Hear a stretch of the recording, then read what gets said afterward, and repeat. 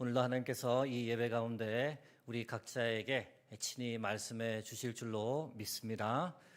주신 말씀 깨닫고 순종하며 살아가는 은혜가 여러분과 저의 삶에 가득하기를 주의 이름으로 축복합니다. 가정이 무엇인지 모르는 사람은 아무도 없을 겁니다. 가정이란 가까운 혈연 관계에 있는 사람들이 함께 생활하는 집 또는 함께 생활하는 공동체를 뜻합니다. 하나님께서 인간에게 최초로 주신 것도 가정이며 가장 중요한 선물이기도 합니다. 가정은 이 땅에 존재하는 공동체 중에서 가장 이상적인 공동체입니다. 자녀들은 가정에서 부모님 아래에서 보호받고 성장하고 부모님을 통해 사회성을 배우며 인격이 형성되고 성인이 되면 독립해서 자신의 가정을 꾸려갑니다. 가정은 언제든지 돌아와 편안하게 쉴 수 있는 곳이며 세상 어느 곳과도 비교할 수 없는 좋은 곳이 바로 가정입니다. 그러나 안타깝지만 이 대부분의 가정에는 양면성이 존재합니다. 한편으로 가정에는 어디에서도 맛볼 수 없는 사랑이 넘치는 공간이죠. 웃음이 넘치고 서로 챙겨주고 돌봐주고 서로가 서로에게 힘이 되어주고 보호막이 되어주는 곳이 가정입니다. 여러분 밖에서 맛있는 거 드시고 있을 때 누구 생각이 이렇게 나십니까? 가족 생각이 나십니까? 여기서 딴 사람 생각이 나면 안 되는데 경치 좋은 곳 구경하고 있으면 다음에는 배우자하고 와야겠다, 아이들하고 같이 와야겠다, 부모님 모시고 와야겠다 그런 생각을 하게 됩니다. 그러나 안타깝게도 이 가정의 이면에는 우리가 부인할 수 없는 참 아픈 현실이 존재합니다. 사람들이 가지고 있는 가장 큰 상처나 트라우마는 많은 경우 가정에서 일어납니다. 그래서는 정말 안 되는데 부부 간에, 부모와 자식 간에, 형제 간에 해서는 안 될 말을 하거나 해서는 안 될 행동을 하면서 마음의 대못을 받기도 하고 배신과 폭력이 난무하기도 합니다. 그러다 결국 헤어지고 최악의 경우 살인까지도 일어나는 경우가 있습니다. 심지어 성경을 보아도 가정에서 일어나는 많은 아픈 일들이 기록되어 있는 것을 발견할 수 있습니다. 첫 번째 책인 창세기만 보아도 안타까운 일들이 가정에서 많이 발생했던 것을 우리가 발견할 수 있습니다. 형이 동생을 살해합니다. 두 아내 사이의 불화 때문에 한 아내와 한 아이를 집 밖으로 내쫓게 됩니다. 남편이 아내를, 아내가 남편을, 자식이 아버지를 속이기도 합니다. 형이 동생을 죽이려 하니 동생이 도망을 가서 20년 동안 타지에서 살기도 하고, 삼촌이 조카에게 일을 시키고는 정당한 품삯을 주지 않고 사기를 치기도 합니다. 동생을 죽이려고 하다가 계획을 변경해서 그 동생을 돈 받고 노예로 팔아버리는 일들이 이 가정 안에서 일어났습니다. 가정은 서로 사랑하고 보호막이 되어 주어야 하건만 현실에서는 참 안타까운 일들이 가정에서 벌어지는 겁니다. 그래도 참 감사하고 은혜로운 점은 많은 가정 불화 이야기 속에서 이 가족 간의 극적인 용서와 화해가 있었던 이야기가 있어서 그것이 얼마나 우리에게 큰 감동과 위로가 되는지 모릅니다. 오늘 본문 형과 동생 사이에 있었던 극적인 용서와 화해 사건을 우리에게 알려줍니다. 여러분, 용서가 무엇입니까? 용서는 지은 죄나 잘못한 일에 대하여 꾸짖거나 벌하지 아니하고 덮어준다라는 뜻입니다. 용서에 관해서 우리는 두 가지 서로 다른 관점이 있다는 것을 알게 되는데요. 하나는 용서하다의 관점입니다. 즉, 피해자의 입장에서 보는 관점이죠. 피해자가 가해자의 죄나 잘못을 덮어주는 행동을 용서하다라고 합니다. 반대의 경우는 용서를 구하다의 관점입니다. 즉, 가해자의 입장에서 보는 관점이죠. 가해자가 피해자에게 자신의 잘못을 용서해 달라고 요청하는 행동입니다. 오늘 설교는 특별히 두 번째 관점에 관해 나누고자 합니다. 용서를 구하는 사람의 자세에 관한 내용입니다. 그래서 설교 제목이 야곱 용서를 구하다입니다. 야곱은 가해자요, 에서는 피해자인데 가해자인 동생 야곱이 피해자인 형 에서에게 용서를 구하는 그 장면을 살펴보고자 합니다. 그러면서 우리가 용서를 구할 때 어떤 자세를 취해야 하는지 그것에 관해 몇 가지를 나누고자 합니다. 첫 번째, 용서를 구하려면 가장 먼저 자신의 잘못을 인정해야 합니다. 창세기 32장 13절에서 15절 말씀 함께 읽겠습니다. 야곱이 거기서 밤을 지내고 그 소유 중에서 형 에서를 위하여 예물을 택하니 암염소가 200이요 순염소가 20이요 암양이 200이요 순양이 20이요 젖나는 낙타 30과 그 새끼요 암소가 40이요 황소가 10이요 암나귀가 20이요 그 새끼 나귀가 10이라. 야곱이 형 에서에게 줄 예물을 나열하고 있는 본문입니다. 제가 참 할 일도 없죠. 그냥 궁금해졌습니다. 이 예물들을 오늘날 가격으로 환산하면 대략 얼마나 될까 궁금해져서 구글에서 언급된 동물의 각 마리당 가격을 체크했고 곱하기를 일일이 해보았더니 대략 22억 5천만 원 상당의 예물입니다. 예물치고는 그 규모가 엄청난 거죠. 야곱이 왜 이렇게 형 에서를 위해서 이렇게 큰 규모의 예물을 준비했던 것일까요? 한편으로는 살려고 자신과 가족을 죽이려는 형의 위협으로부터 살기 위해서 예물을 드리는 것처럼 보일 수 있으나 실상은 이 행동, 야곱의 과거에 형에게 잘못했던 자신의 잘못을 인정하고 용서를 구하는 행동으로 볼 수 있습니다. 20년 전의 일이었죠. 야곱은 형과 아버지를 속이고 형에게 갈 아버지의 축복을 본인이 가로챘더랬습니다. 이유 여하를 불문하고 그것은 분명 잘못된 행동이었으며 야곱은 자신이 형을 속인 것은 잘못된 일이었다라고 스스로 인정하는 겁니다.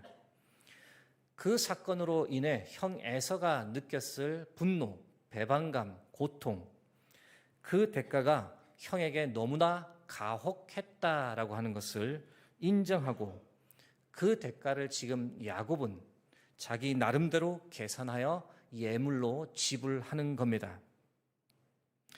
사랑하는 성도 여러분, 용서는 가해자가 자신의 잘못을 인정하고 뉘우칠 때 비로소 그때 용서가 시작되는 줄 믿습니다. 여러분, 이 사실을 우리는 우리와 하나님과의 관계에서 분명히 알고 있습니다. 우리가 어떻게 하나님의 용서를 받았습니까? 우리가 어떻게 하나님의 구원을 받고 하나님의 자녀가 되었습니까? 먼저 우리가 하나님 앞에서 우리의 죄와 잘못을 인정하고 하나님께 용서를 구했기 때문에 그때 비로소 우리가 하나님의 용서를 받고 하나님의 자녀가 되었던 겁니다. 이것을 신학적 용어로 회개라고 말합니다. 여러분, 회개 없이는 결코 하나님의 용서가 있을 수 없으며 회개 없이는 우리가 결코 하나님의 자녀가 될 수 없는 것처럼 가해자가 먼저 자신의 잘못을 인정하지 않으면 용서는 결코 일어나지 않습니다. 우리는 이 사실을 독일과 일본 두 나라의 상반된 태도에서 분명히 볼 수 있습니다. 독일을 먼저 생각해 보셔요. 2차 세계대전 후 독일은 나치즘의 만행에 관해 용서를 구했습니다. 선조들의 살인 행위를 결코 잊지 않겠다고 스스로 반성했습니다. 역사책에 자국의 범죄를 낱낱이 기록하여 아이들에게 가르치며 다시는 이런 역사가 반복되지 않도록 아이들을 인도했습니다. 피해국 피해 당사자들에게는 적절한 보상을 했습니다. 지금도 독일은 나치즘 시대 때 재산을 빼앗긴 유대인들을 찾습니다. 그들의 후손을 찾아 빼앗긴 그들의 재산을 돌려주는 운동을 계속하고 있습니다. 독일은 잘못을 인정했고 진심 어린 용서를 구했습니다. 그 결과 대부분의 나라들은 독일을 용서했고 지금은 독일을 진심으로 존경합니다. 일본에 관해 생각해 보겠습니다. 일본은 자신의 잘못을 부정합니다. 한때 잘못을 인정하고 배상하는 노력을 했지만 극우 세력이 정치를 잡으면 모든 잘못을 부인합니다. 역사책에는 일본의 범죄 행위는 거의 다 숨기고 일본이 받은 피해만을 강조하면서 일본도 피해국 중 하나라고 가르칩니다. 가해자가 피해자 코스프레를 하는 격이죠. 성노예 문제, 미쓰비시 강제징용 노동자 문제는 조선인들이 자발적으로 참여한 것이라고 주장합니다. 우리가 도저히 용서가 되지 않는 이유가 바로 여기 있습니다. 사랑하는 성도 여러분, 이제 우리의 삶을 한번 들여다보려 합니다. 혹시 내가 가정 안에서 용서를 구해야 할 일이 있지는 않습니까? 말씀을 준비하다 보니 저도 괜히 마음에 찔림을 받아 혹시나 하는 마음으로 같이 밥을 먹다가 아들 녀석에게 뜬금없이 질문을 던져 보았습니다. 은우야, 혹시 아빠가 너한테 잘못한 거 없어? 너한테 용서를 구해야 할 것 없어? 저희 아들이 밥 먹다가 뭐라고 대답했을까요? 갑자기? 왜 이래? 그리고 밥을 맛있게 먹고 귀찮다는 듯이 자기 방으로 가버렸습니다. 오늘 집에 가서 더 심도 있게 한번 대화를 나누어 보겠습니다.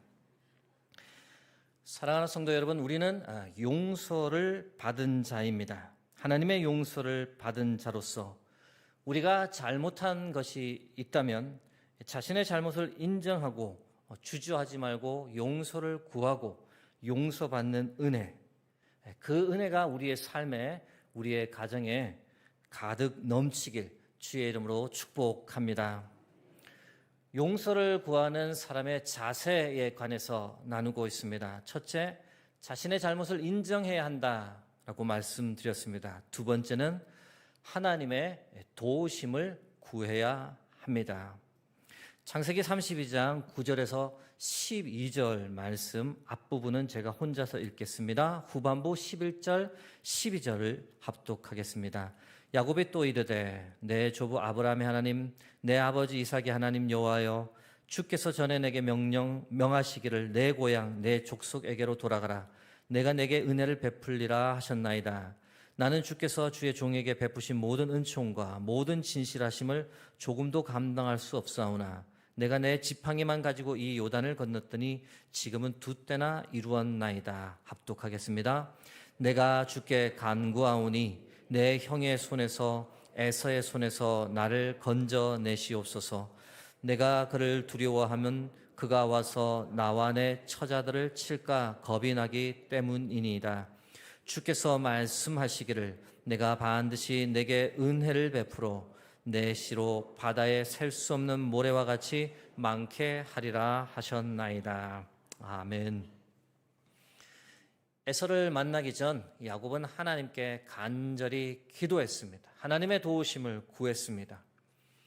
형 에서가 용서하지 않을까 봐 두려워했던 거죠. 자신과 자신의 가족 모두를 몰살시킬까 봐 무서워했습니다. 형 에서가 과연 용서해 줄지 아닐지 확신이 서지 않았습니다. 그때 그 순간 그 두려움을 극복하기 위해 야곱이 선택한 것이 무엇이었습니까? 하나님께 나가는 것이었습니다. 하나님의 얼굴을 찾는 것이었습니다. 하나님의 도우심을 간절히 구하는 것이었습니다. 야곱은 에서를 만나기 전에 하나님을 한두 번 본 것이 아니라 3번에 걸쳐서 하나님과의 만남을 가졌습니다. 3번의 만남 모두 창세기 32장에 다 기록되어 있는데요. 32장 1절을 보시면 하나님의 사자들을 처음으로 만납니다. 방금 읽었던 32장 9절에서 12절까지에서는 간절히 기도드렸더니 하나님께서 친히 위로와 약속의 말씀을 야곱에게 주셨습니다. 3번째 만남은 32장 24절에서 32절까지에 기록되어 있는데 잘 아시는 대로 얍복 강가에서 야곱이 홀로 밤새도록 하나님과 씨름했습니다. 날이 밝기 전까지 하나님과 씨름하며 기도했고 결국 하나님의 축복을 받게 되었습니다. 에서 형을 만나기 전 하나님과의 3번의 만남, 이 3번의 만남이 없었다면 야곱이 과연 어떻게 하였을까요? 두려움을 극복하지 못하고 형으로부터 도망갔을 겁니다. 너무 두려워 형 에서로부터 멀리 도망갔을 겁니다. 그러나 감사하게도 야곱은 하나님께 나갔고 기도했고 도움을 구하며 하나님께서 주시는 용기를 힘입어 최종적으로 형 에서에게 갈 수 있었고 용서와 화해의 순간이 일어났습니다. 사랑하는 성도 여러분, 용서하는 것이나 용서를 구하는 것 둘 다 모두 힘든 일입니다. 용서를 하는 과정을 한번 생각해 보십시오. 머리로는 용서해야 된다라고 말할 수 있지만 가슴으로 용서하기는 참 힘듭니다. 용서해야 해서 억지로 용서를 하는 경우 안타깝지만 그런 경우에는 진정한 용서가 되지 못합니다. 그래서 우리가 압니다. 정말 마음에서 우러나오는 용서는 도저히 내 힘으로 하기에는 참 힘들다, 때로는 불가능하다라는 생각을 하게 됩니다. 그래서 하나님의 도우심이 절대적으로 필요한 것입니다. 반대로 용서를 구하는 과정에서도 우리는 하나님의 도우심이 꼭 필요합니다. 그냥 가서 잘못했다라고 말하면 되는데 입술이 도저히 떨어지지 않는 거죠. 왠지 자존심이 상하고 지는 것 같고 잘못을 한 것은 알겠는데 용서를 구하기가 정말 힘든 경우가 많습니다. 그때 동일하게 또 하나님의 도우심이 필요합니다. 다소 논지에서 벗어난 이야기이긴 한데요. 용서를 하기 위해서, 용서라는 열매를 맺기 위해서는 이 주변인들의 역할이 참 중요합니다. 주변인들이 용서하라고 너무 쉽게 말해서는 안 됩니다. 나와는 관계없는 문제이니 너무도 쉽게 서로 용서하라고 주변인들이 말하는 경우가 많습니다. 신앙인들에게는 더 큰 압박을 주죠. 예수 믿는 사람이 먼저 용서해야지. 그러나 이런 조언은 결코 좋은 결과에 도달하지 못합니다. 왜냐하면 이런 상황에서 하는 용서는 진정한 용서라기보다 거칠의 용서로 끝나기가 일쑤이기 때문입니다. 용서를 구하는 것, 용서하는 것 모두 이 당사자들의 진심 어린 결단에서 출발해야만 진정한 용서에 이를 수 있습니다. 사랑하는 성도 여러분, 진정한 용서는 우리의 힘이 아닌 하나님의 도우심으로만 가능한 줄 믿습니다. 그렇기 때문에 하나님께 나가 기도하며 하나님의 도우심을 구하고 용기를 달라고 용서를 구하게 해달라고 도와달라고 하나님께 기도할 필요가 있습니다. 사랑하는 성도 여러분, 우리 모두 하나님의 도우심을 힘입어 내가 용서를 구할 일이 있으면 용서를 구하고 내가 용서할 일이 있으면 용서를 하는 그런 은혜가 여러분과 저의 삶에 풍성하게 나타나길 주의 이름으로 축복합니다. 용서를 구하는 사람의 자세에 관해 나누고 있습니다. 첫째, 자신의 잘못을 인정해야 한다. 둘째, 하나님의 도우심을 구해야 한다. 마지막 세 번째, 피해자에게 직접 용서를 구하는 말을 해야 한다는 겁니다. 창세기 33장 1절에서 4절 오늘 본문 말씀 제가 앞부분 읽고 뒷부분은 합독하겠습니다. 야곱이 눈을 들어보니 에서가 400명의 장정을 거느리고 오고 있는지라 그의 자식들을 나누어 레아와 라헬과 두 여종에게 맡기고 여종들과 그들의 자식들은 앞에 두고 레아와 그의 자식들은 다음에 두고 라헬과 요셉은 뒤에 두고 3, 4절 같이 합독합니다. 자기는 그들 앞에서 나아가되 몸을 7번 땅에 굽히며 그의 형 에서에게 가까이 가니 에서가 달려와서 그를 맞이하여 안고 목을 어긋 맞추어 그와 입 맞추고 서로 우니라. 아멘. 여러분, 용서는 가해자가 피해자에게 직접 찾아가 진심 어린 마음으로 잘못했습니다, 미안합니다, 용서를 구합니다 라고 말할 때 그때 진정한 용서가 일어날 수 있습니다. 이 부분이 생략되면 진정한 용서는 일어날 수 없습니다. 오늘 본문 야곱을 보니 몸을 7번 땅에 굽히며 형 에서에게 나가고 있습니다. 에서에 대한 자신의 잘못을 100% 인정하는 것이며 진정한 용서를 구하는 야곱의 행동으로 볼 수 있습니다. 그 결과가 무엇입니까?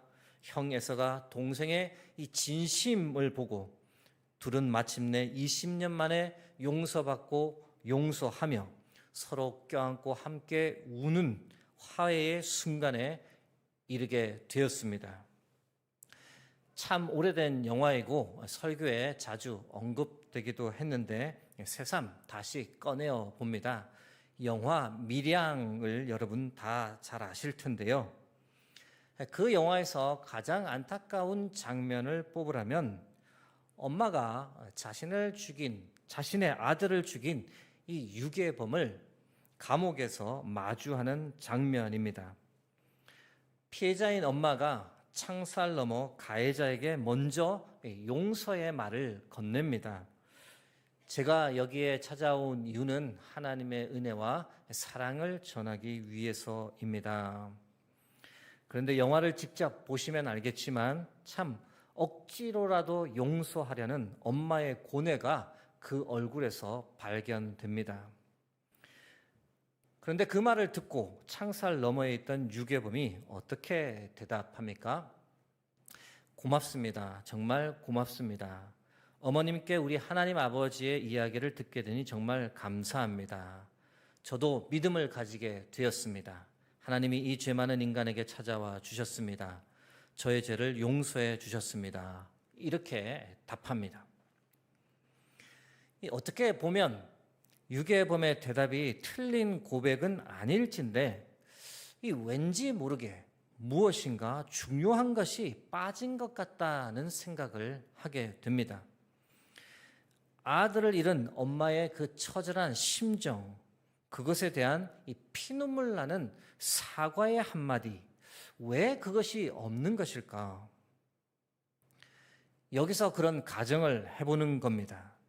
만일 유괴범이 이 말을 꼭 했더라면 정말 미안합니다. 뭐라 드릴 말씀이 없습니다.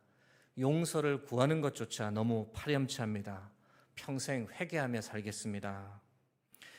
이 용서의 말 한마디, 이것만 했더라면 영화는 완전히 다르게 전개되었을 겁니다. 여러분, 유괴범이 정말 하나님의 용서를 받은 것일까요? 유괴범 스스로 그렇다고 하니 참 할 말이 없긴 하지만 질문은 하게 됩니다. 정말 하나님께 용서받은 사람이라면 그 엄마에게 그렇게밖에 말할 수 없었을까? 하나님께서도 그 유괴범이 그 유괴범이 피해자 엄마에게 그렇게 말하기를 과연 원하셨을까? 제가 아는 하나님은 결코 그런 하나님이 아닌데 라는 생각이 제 머리를 맴돌았습니다. 마태복음 5장 23절에서 24절 말씀입니다. 제가 읽어드립니다. 그러므로 예물을 제단에 드리려다가 거기서 내 형제에게 원망 들을 만한 일이 있는 것이 생각나거든 예물을 제단 앞에 두고 먼저 가서 형제와 화목하고 그 후에 와서 예물을 드리라. 이 말씀 참 우리에게 부담이 되는 말씀인데요. 여러분, 이 말씀 보시면 하나님께서 무엇을 더 중요하게 생각하십니까? 예배입니까? 아니면 형제와의 화목입니까? 사람이 열심을 다해서 하나님께 예배하고 찬양하고 기도하는데 하나님께서 그 예배를 받지 않으시고 잠시 보류하시는 겁니다. 왜요? 먼저 가서 너와 불화한 사람과 관계를 회복하고 오라는 겁니다. 예배보다 하나님께서 더 중요하게 생각하시는 것이 무엇이냐? 바로 우리가 다른 사람과 화목한지 아닌지 그것을 더 중요하게 보시는 겁니다. 히브리서 12장 14절 말씀은 더 부담되는 말씀인데요. 함께 합독하겠습니다. 모든 사람과 더불어 화평함과 거룩함을 따르라. 이것이 없이는 아무도 주를 보지 못하리라. 신앙생활 참 힘듭니다. 하나님께서 우리에게 원하시는 수준이 정말 높다라는 생각을 하게 됩니다. 과연 모든 사람과 화평하게 사는 것이 가능한 일인가? 내가 아무리 노력해도 맞출 수 없는 사람이 있는데 그 사람과도 화평하게 지내야 하는 것인가? 이 도저히 불가능해 보이는 일을 하나님께서 우리에게 원하실 때 우리는 신앙의 큰 딜레마에 빠집니다. 기독교 시인 중에 이향아 시인이라는 분이 계십니다. 그분의 짧은 시를 보다가 참 울림이 있어서 이 시간 여러분과 나누어 봅니다. 제목 사죄. 모두 내 잘못이야. 그의 목소리가 잠겨 있었다. 흐르다 멈춘 개울물 같이. 미안해, 용서해줘. 아무것도 겨냥하지 않은 그의 눈길이 대기 속에 가득 차오르는 동안 나는 차라리 죽었으면 싶었다. 내가 먼저 사죄할 걸. 모든 것은 때가 있음을 배웠음에도 나는 이미 시간을 놓쳤다. 사랑하는 성도 여러분, 이제 말씀을 맺고자 합니다. 용서하는 것, 용서를 구하는 것 모두 결코 쉽지 않습니다. 우리가 용서를 구하는 삶, 하나님 아버지께서 우리에게 요구하시는 삶입니다. 예배보다 더 중요하게 하나님께서 생각하시는 것이 바로 우리가 용서와 화해의 삶을 사는 것입니다. 사랑하는 성도 여러분, 혹시 다른 사람의 마음을 아프게 한 적이 있습니까? 다른 사람에게 함부로 말한 적이 있습니까? 다른 사람을 존중하지 않고 무시한 적이 있습니까? 혹시 지금 누군가에게 용서를 구해야겠다라는 마음을 하나님께서 여러분께 주고 계시지는 않습니까?